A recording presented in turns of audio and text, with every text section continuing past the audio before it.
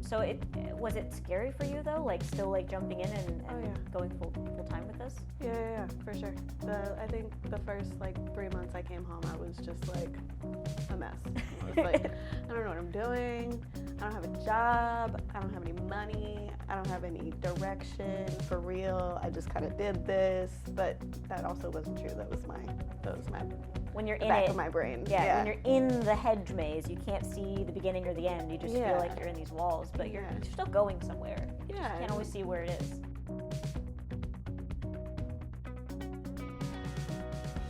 Hey you, welcome to Done Not Perfect. I am your host, Shelby Abrahamson, and we're here today in the Foxsy studios with our special guest, Hailey Losselyong. Welcome to the studio. Hi. Tell us a little bit about what you do. A little bit about me. First off, thank you for having me. It's a pleasure to have you. Thanks for coming. It's amazing to be here. I feel really honored to be selected.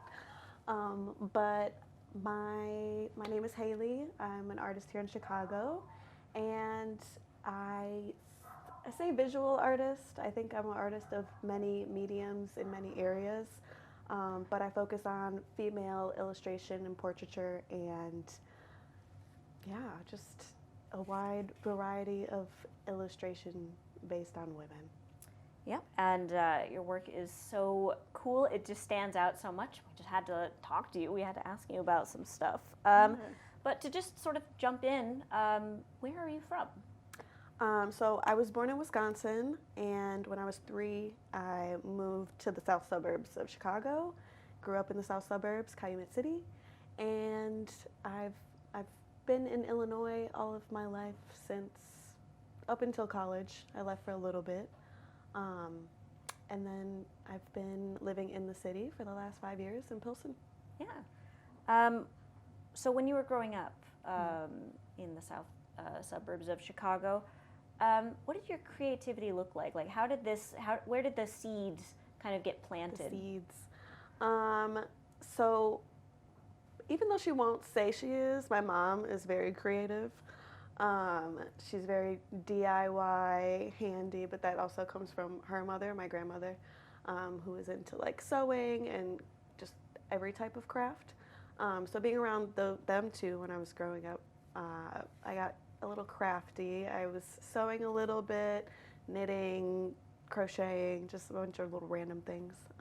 Always like coloring or painting something, but never very serious.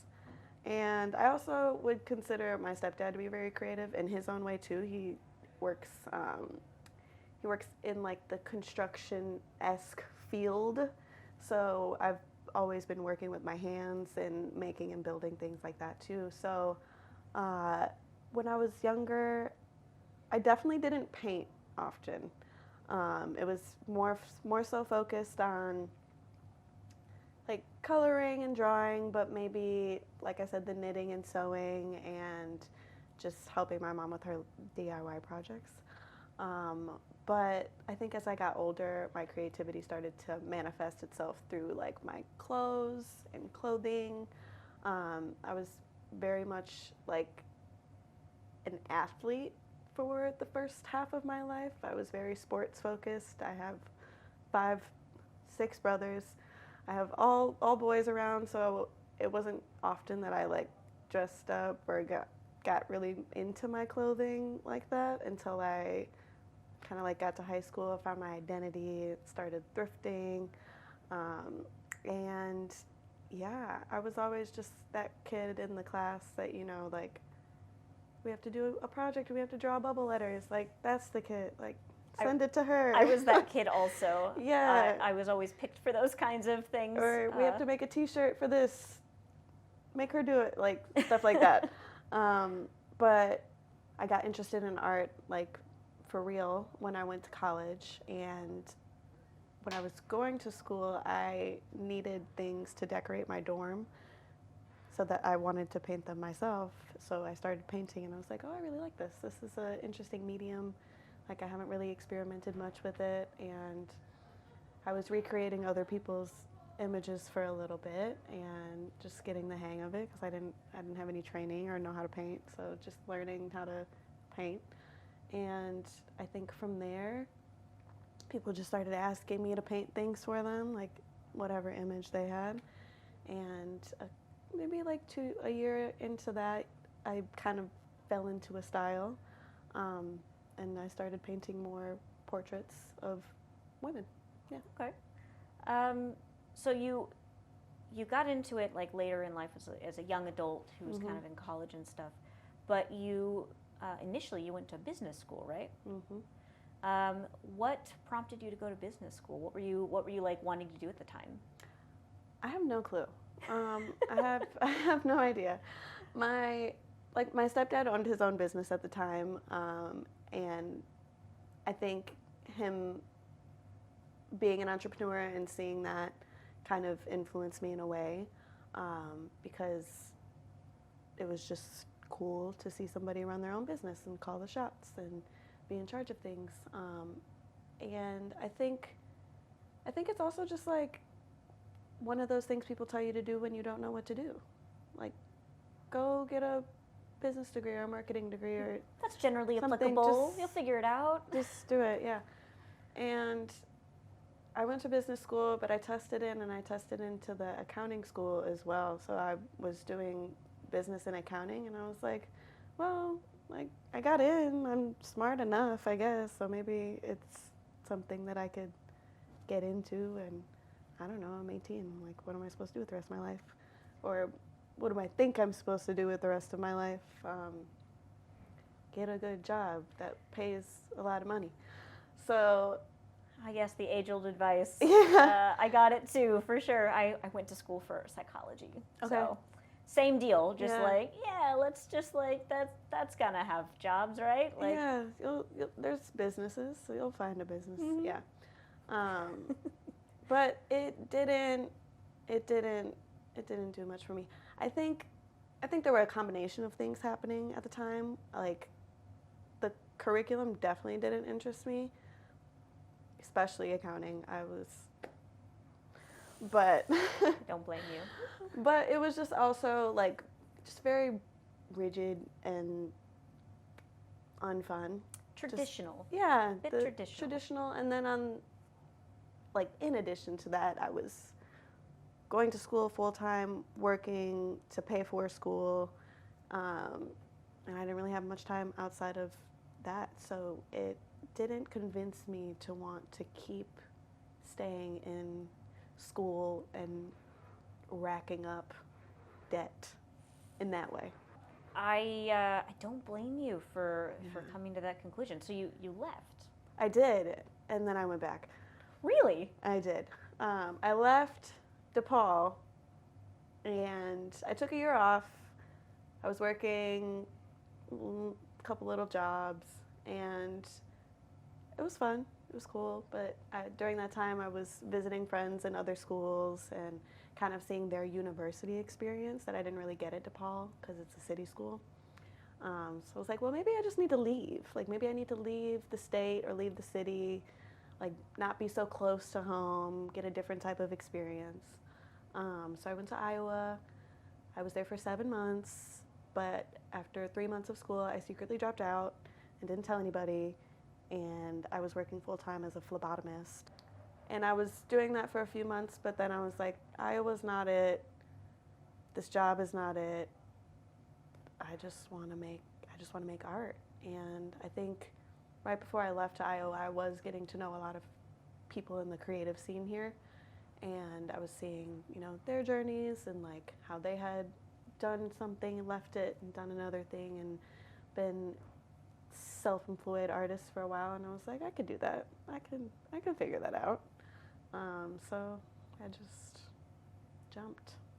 I mean, it makes sense to me when you lay it out like that, because when you've tried some of the more like the traditional career paths and it just does not spark joy. I mean, what is there to do but try something completely different? Yeah. So was it scary for you though, like still like jumping in and going full time with this? Yeah, for sure. I think the first like 3 months I came home, I was just like a mess. I was like, I don't know what I'm doing. I don't have a job. I don't have any money. I don't have any direction for real. I just kind of did this, but that also wasn't true. That was That was when you're the in back it, of my brain. yeah, when you're in the hedge maze, you can't see the beginning or the end. You just feel Yeah. like you're in these walls, but Yeah. you're still going somewhere. You just Yeah, can't always and see where it is. I prepared for it as much as I could. You know, I saved money. I don't ever. People always ask, and I'm like, well, just quit. Like, Yeah, maybe have a you plan. need to have like yeah. a little bit of a plan. Yeah. Having some money set aside definitely helps. Yeah, at least to get you started. But it was definitely scary. It still is scary. It's scary all the time. How long have you been running like as a Since full-time artist now? 2018. So for a minute, yeah. You've been at this for how many years is that? 5 years? Yeah. Yeah. No, at this point, I mean, it's the scariness never really fully truly goes away. Yeah. But yeah, I could say at this point now, you've definitely like it's a career. Like it's not just a thing that you did for a hot minute. It's surpassed hobby for sure. So there's something about your work that really strikes me, and that's just how unapologetically feminine it is. We talked about you know that you paint women, and that's definitely a theme in your work, and it made me think about when I was looking at your work and I was preparing for this conversation. How when I was like a kid and especially like a teenager, I very much like rejected feminine things. I was one of those like I'm not like the other girls. Like I didn't want to be associated with all of that girly stuff. And as I got older and became more mature and kind of became more settled in myself, I realized that I actually very much do like feminine stuff, and now I lean into it. I have I buy so many pink and like purple things. I love feminine things now, and the reason why I was so, against femininity back then is because I didn't like the way that the world treated feminine things. The world very much feels, it disregards feminine things. It rejects femininity as any kind of a legitimate perspective. And your work strikes me because it reminds me of that growth that I've personally gone through of coming to accept being a woman and feeling comfortable in that. So, and I was just curious, like, what you are aiming for. What do you want your viewers of your art to feel or see whenever they see your work? Yeah, I can relate to everything that you were saying too, where it's like I grew up around all boys playing sports, and like I had my mom, but she and herself also grew up playing sports and was a little tomboyish too, so there wasn't much outright femininity like in my face. And I think, like you said, growing up and getting older, I kind of grew into that and like realized just how fun it can be. And I also have the same problem where you're saying like the world views femininity as less than, and it's just like, how, why? Right. Why? Like it's so you stop and like look at it. Explain It's it like to me. it doesn't make it make sense. What is femininity, or what's considered feminine? So it's like why are these certain colors feminine, and you can't, unless you are interested in femininity, you can't associate with these colors, or why, like, I don't know.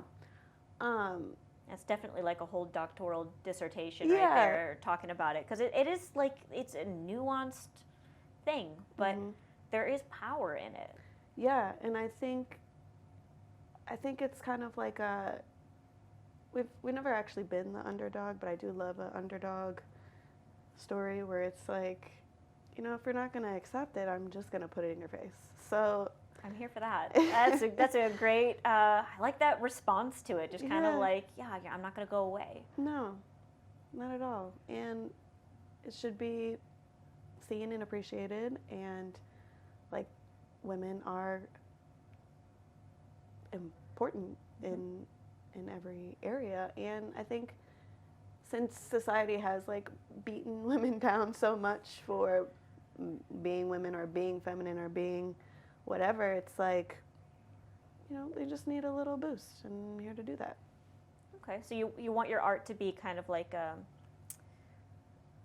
pick-me-up, or like an energy booster to...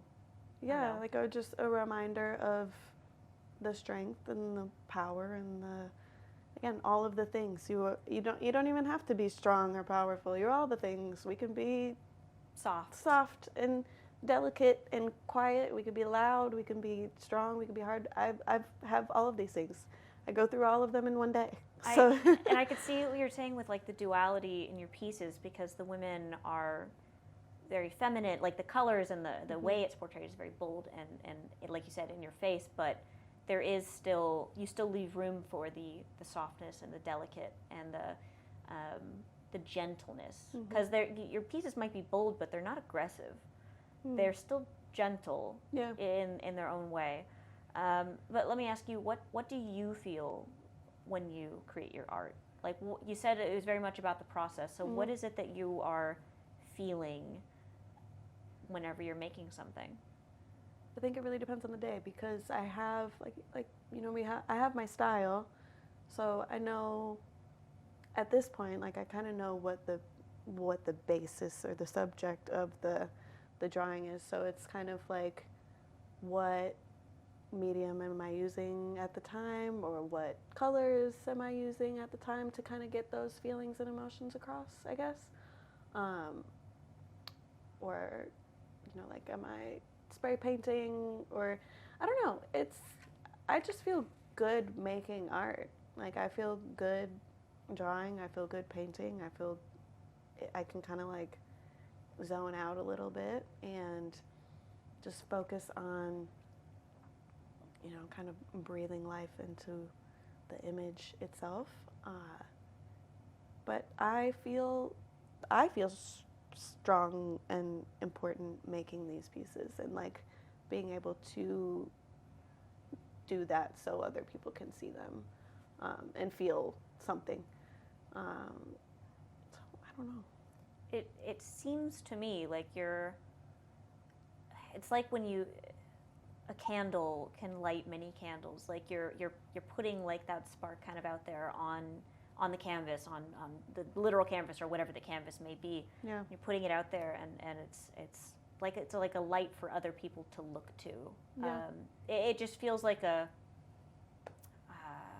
don't know. It's kind of hard to say, but there's something there that's definitely being shared and depicted in some kind of X Factor style way. I don't really have the words for it right now, but I want to talk really quick about your Leave Me Alone works, because that's a distinctive, like, it's not a series exactly, in that like a series would be like there's one and then a two and a three. It's more of like a continuing theme in some of your works, which for those who haven't seen it yet, it's often a woman with on her body somewhere the words "Leave me alone," very boldly written, and those obviously stood out. They stand out for a lot of reasons. But was there an experience that inspired this piece?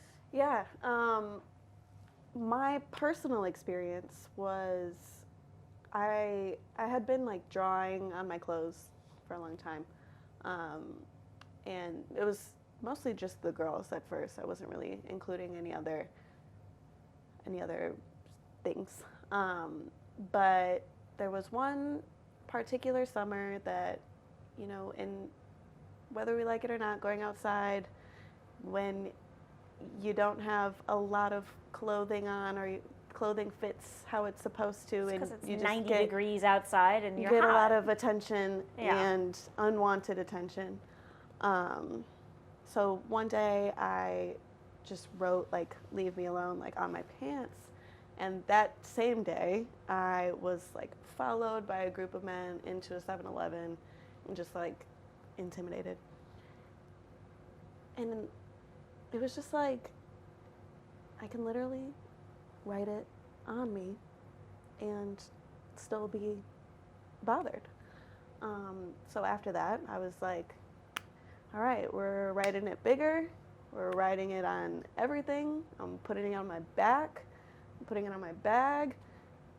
And I don't feel bad about it. Good. You shouldn't. I shouldn't.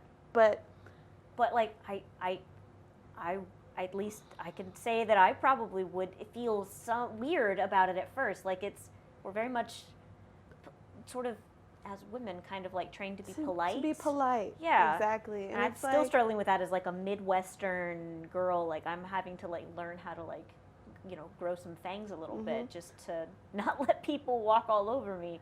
But it's hard. Yeah. Like it's uncomfortable. It is. And like your first instinct is kind of just to like shy away and run away, and which is fine too, but it's not the only tactic in your arsenal. Yeah, and the sentence "leave me alone" doesn't.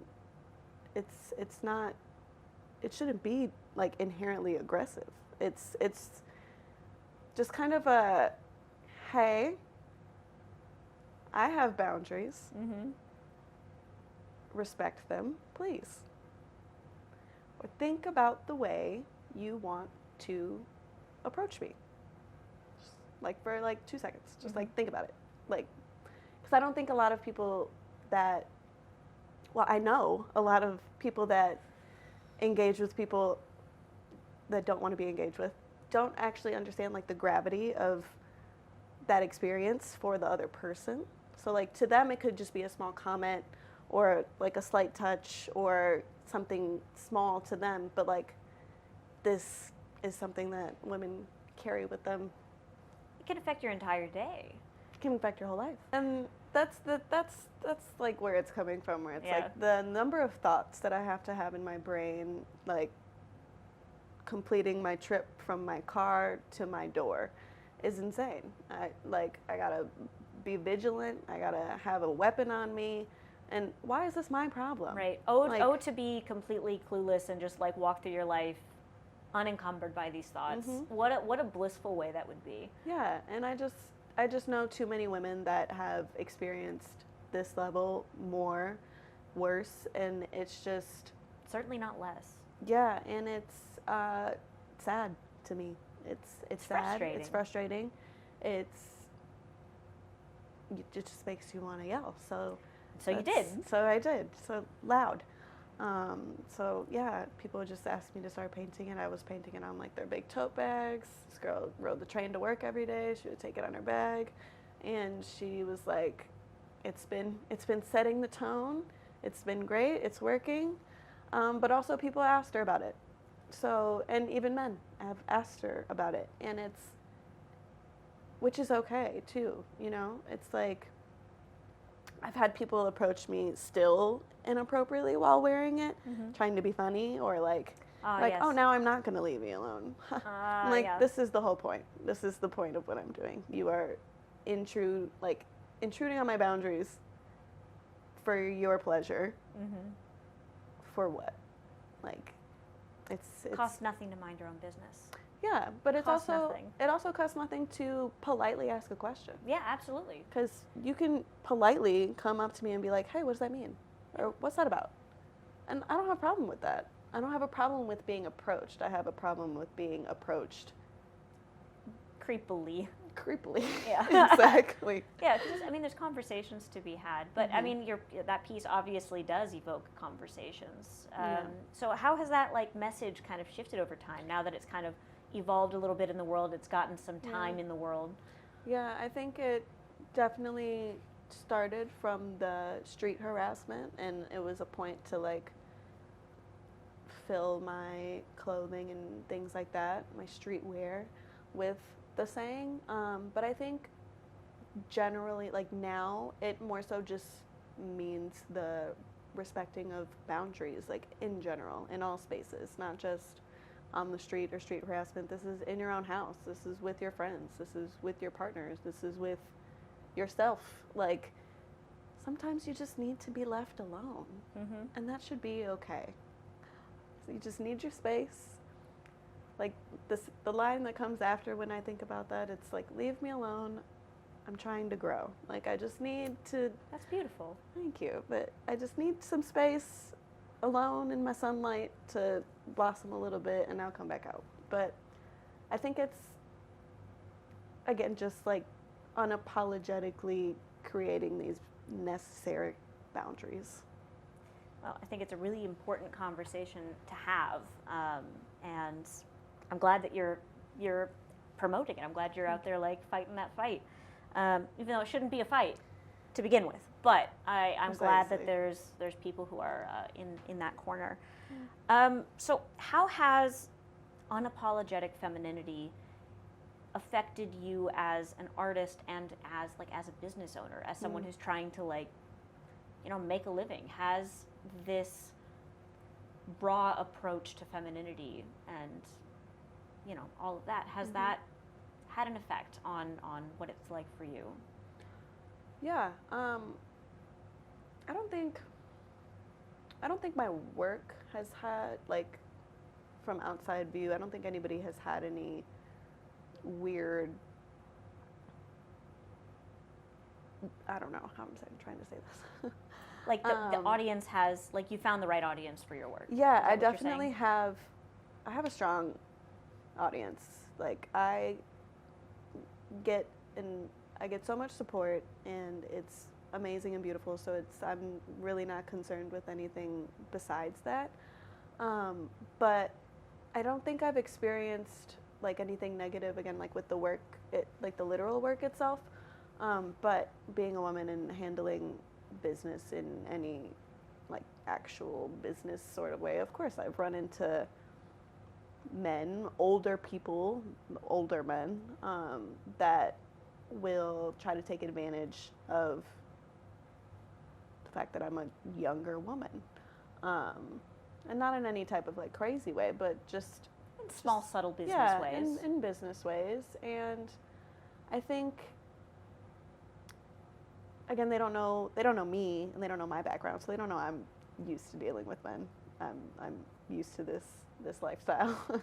But also, I think I do come from and have been around more than enough strong women to know how to handle myself in business situations, and like I have a strong collective of people that I can go to like ask advice on how to handle situations like that. So I haven't been phased enough to quit or to stop, but I feel like there's always gonna be run-ins with people that may look at my work and think, like you said, with femininity, you're like, oh, it's just a girl.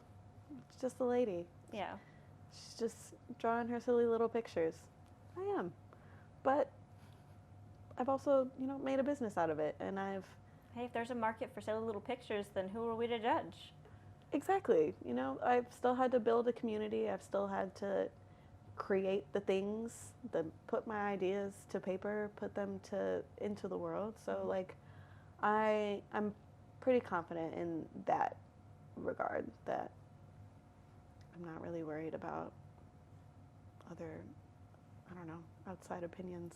Good, because, the world needs more people to, as you say, draw their silly little pictures. Because, also, just as a little aside, like, art doesn't always have to be something super serious and heavy.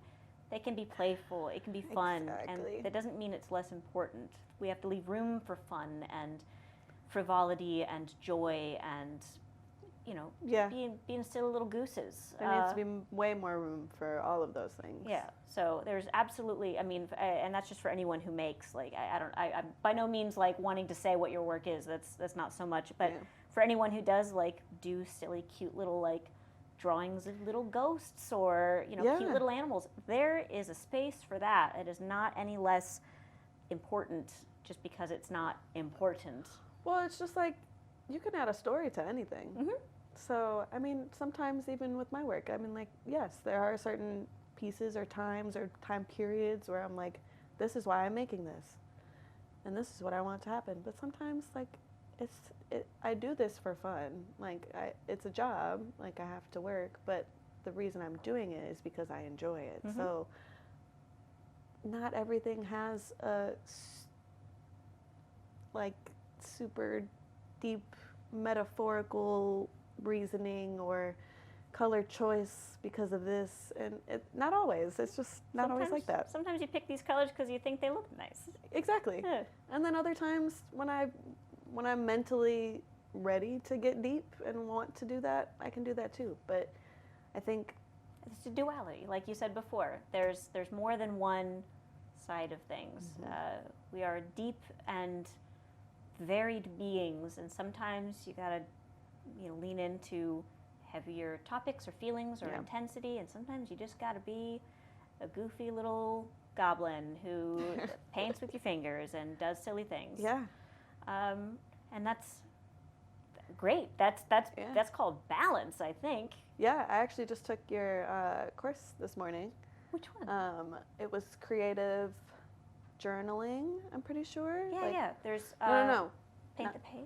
Not the creative journaling. The just doodling. Oh, like the mindless intuitive art. Intuitive art. Yep. I did that today, and I was like, I need to actually work this into my schedule. I need to actually do this more, because having a style, I think it's very easy to box myself into certain things, or I know let other people box me in, but I think I definitely box myself in as well. So creating more playtime, I think, is important. And I just did a live class last week actually with people, and people were coming in and doing it. And that page that I did it in real time. It just looked like a little kid scribbling, most of it. But it was a really fun time. And we were all everyone was doing the same kind of thing, and they sent some pictures in afterwards. But yeah, a lot of times it does just kind of feel like you're a little kid, just like with your marker in your fist, and you're just going nuts. But it unlocks this fun playfulness. Yeah, it's great to be able to kind of get outside of your. Yeah, I understand having a style, and this is kind of what you're known for. This is what you're used to doing. It can kind of feel like you always have to sort of stay in that bubble, but growth comes from trying new things and making yourself slightly uncomfortable sometimes. So the comfort zone is great, but also stepping out of your comfort zone is great. And that's a really fun way to do it with absolutely no expectations, no stakes. I hope you try it. I hope you enjoy it. I did. Oh, you did do it? You did I try did it? this morning, yeah. Excellent. Oh, sorry, you took the class. I didn't want to assume that you did the thing. No, I did it. What did you end up creating? That's awesome. I'm so glad that you This did is my that. silly little doodle. And this one, I literally don't know what is going on. I don't know what's going on here, but you can't see. That's what sketchbooks are for. Yeah. It's for sketching. There's other little things in here, but it was fun. And I think I buy so many sketchbooks, and I'll do 3 pages and then forget about them. And I'm the queen of it. I have so many half-used sketchbooks over there on that shelf. But yeah, I'm trying to personally try to get more into doing intuitive art on a regular basis, just because it's kind of a nice way to loosen up and get your gears turning. Maybe it might be a good warm up. But thanks for sharing that. That's I'm so glad that you got to try it and enjoy it. And yeah, it is fun to be able to kind of goof off a little bit. Yeah. And especially when you're a professional artist, it's so easy to start only making things when you think it might make you money, and kind of take it too seriously. So it's nice to sort of not take yourself down a peg, because it's not it's a negative thing, but it's good to get some perspective of the play and the fun and the silliness of it all. So do you ever, as a woman, as a business owner, as an artist, anything what is your experience with imposter syndrome? Does it ever come creeping up to you? Yeah, every day. I think there's always a new. There can always be a new level to it. I don't feel it every day. A new flavor of the week. Yeah. I think being a self-taught artist, it's very easy to compare your experiences to other artists that are, have maybe had more experience learning than I have. I'm should I even be doing this? Or am I actually good at this? But I think the cool thing about art is that there's no right way to do anything.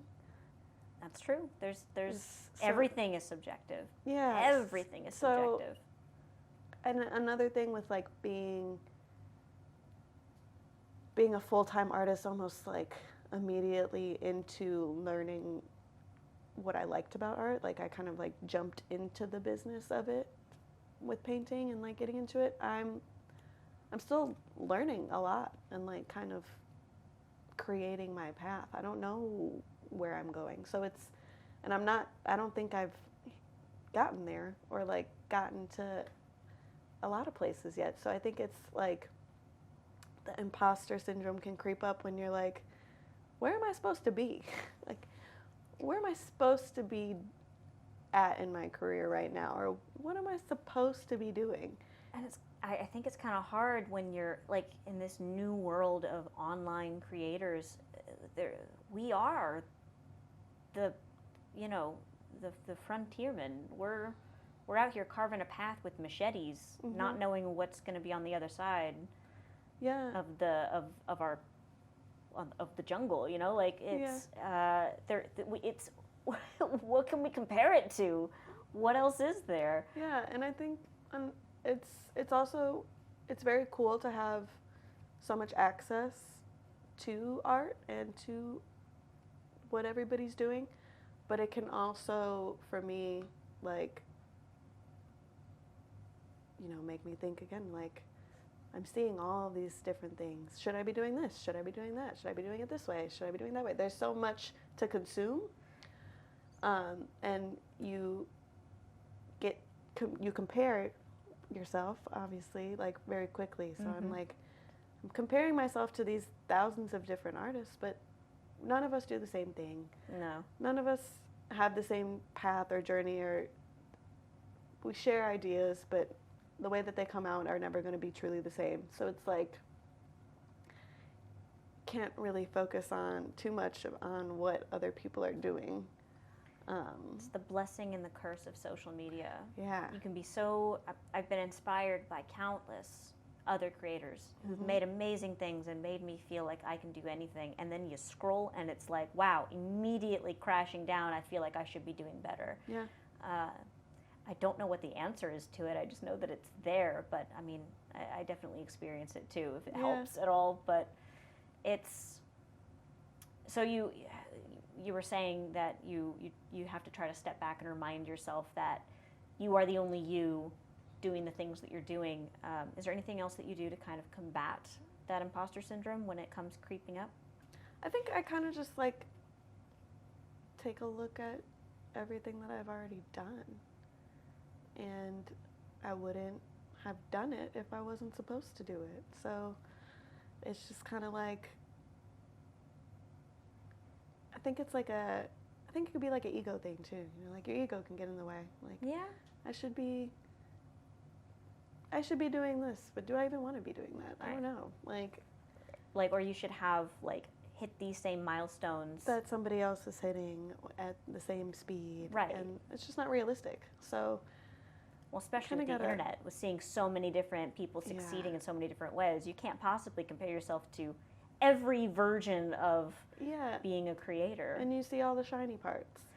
Right, and not all of the toil and difficulty and challenges that are behind the scenes, for sure. A lot of challenges. So really quick, what lessons have you learned as a business owner? I think there's